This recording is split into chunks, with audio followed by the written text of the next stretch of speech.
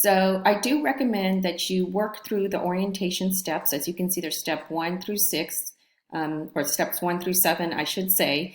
And you will see that this completely aligns with what you see in the official course schedule in the syllabus. Reading through the syllabus and the course schedule is something you might have already done prior to getting to this, clicking on the weekly bundle link for week 1.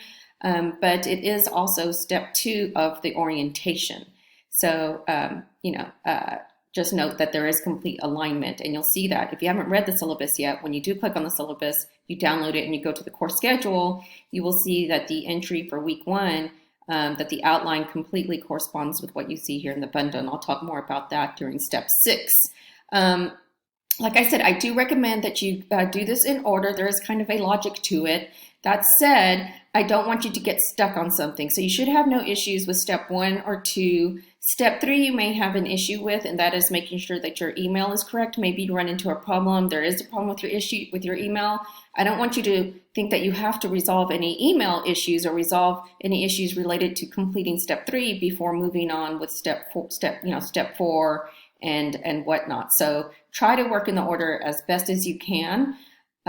Make sure, I do recommend though, or encourage you very strongly, much more strongly, to make sure that you have done as much as you can of the prior steps before starting on step 6, because the prior steps may provide some relevant information to completing this task here.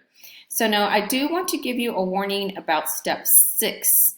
And that has to do with, I'm going to go ahead and click on here so I can show you what the warning that I do want to give you.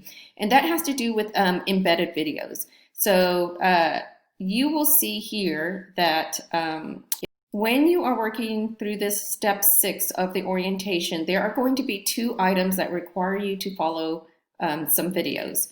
One video is going to be here for question 1. I do not yet, at the time that I made this video, have a link for the video, but make sure you click on the video for what I call item 1, but Blackboard is calling question 1. There is missing information that you need with respect to dealing with the prompt and questions for item 1 of step 6. The same thing is true of the last item here. This item, use information in this video to get prompt. So there'll be here you see a video link. You must follow this video to get missing information and instructions on what it is that you need to write down here as part of your grade for this task.